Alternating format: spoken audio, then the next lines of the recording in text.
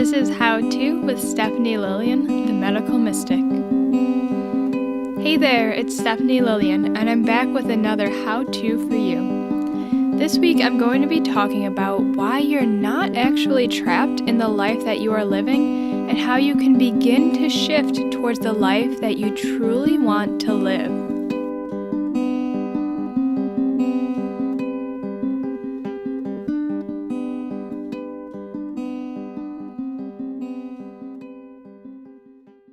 There I was sitting at my cubicle. 3 gray walls surrounded me in my empty space. I had a computer, calendar, and some papers, but that was about it. I purposefully didn't decorate my desk because it'd make the move out that much easier. I was at that job for over 2.5 years before I actually mustered up enough confidence to take the leap.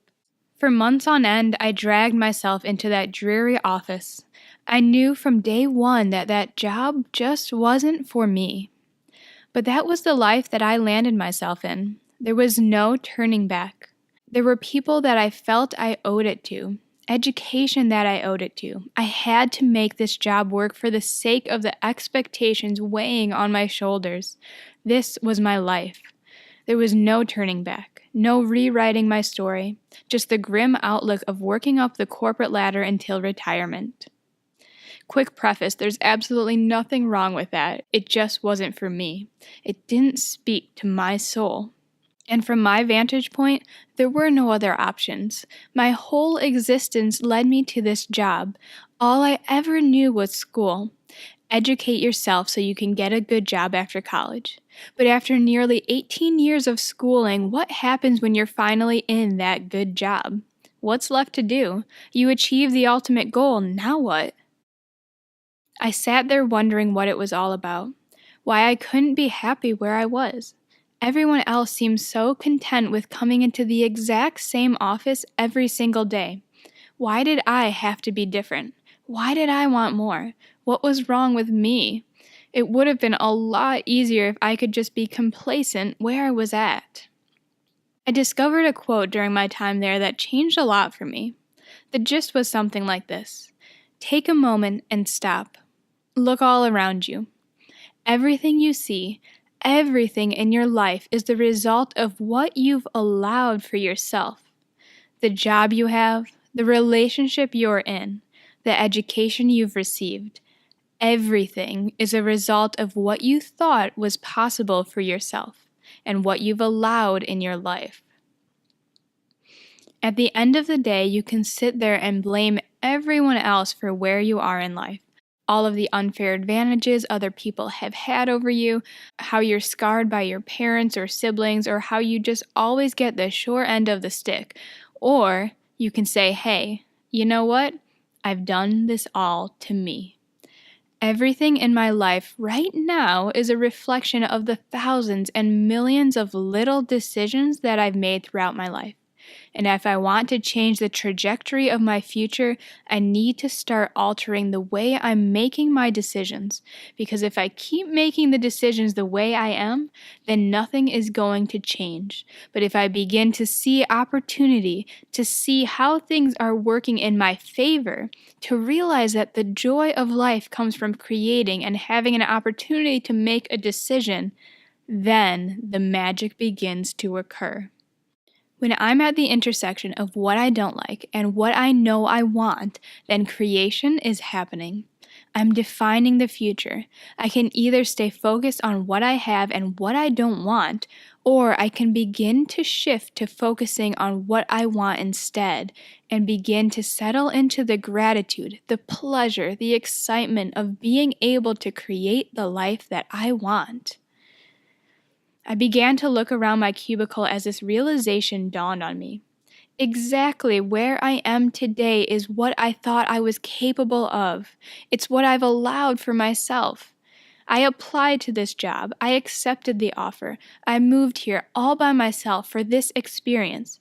Yes, there were people, places, circumstances that influenced my decisions, but at the end of the day, I decided to live this life. I decided that this was my next step. I decided that this was the job for me. I decided to study molecular biology. I decided to apply to Duke, and I believed it was all possible.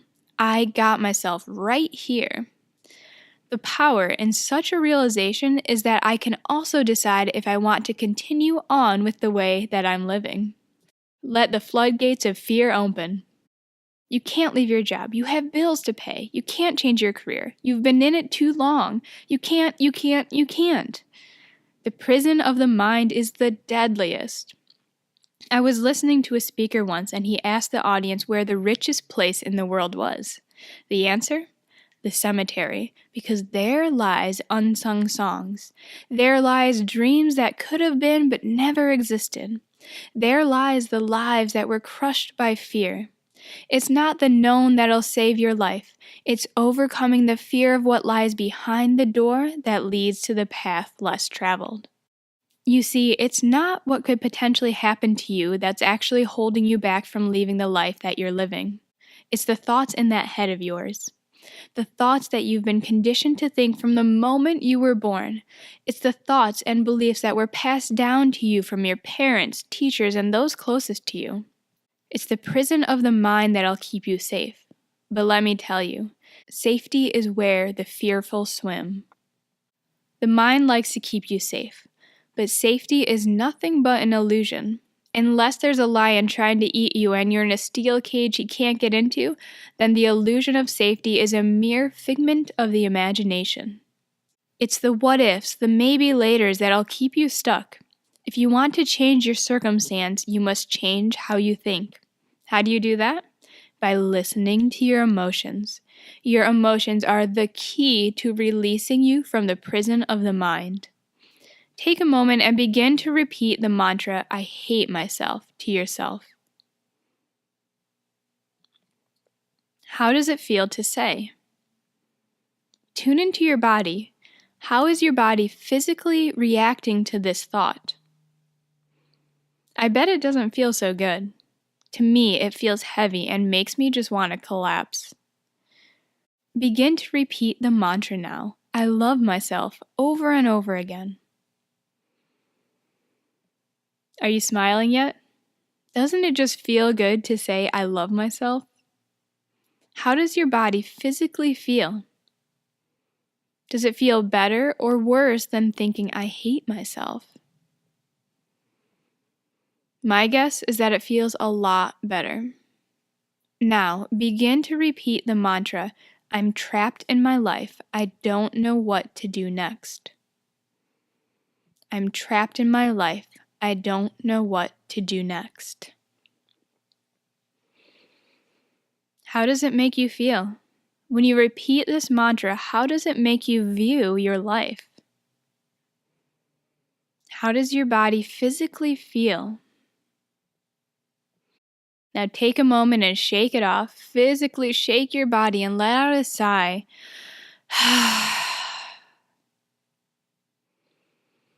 Begin to repeat the mantra, "I'm free in my life. I always know what to do next." I'm free in my life. I always know what to do next. How do you feel? Do you feel any physical sensations in your body? Does this feel better or worse than the previous mantra?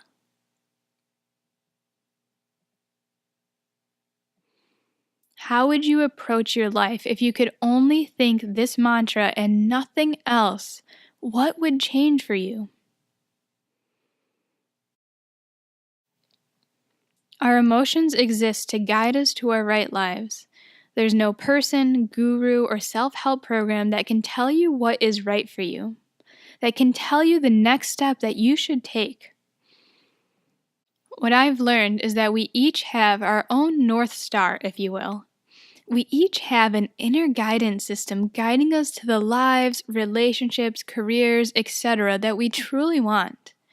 The way to find this star is to let that cloudy sky fade away into a crisp, clear night. This is done by tuning into your emotions. Your emotions are your sixth sense.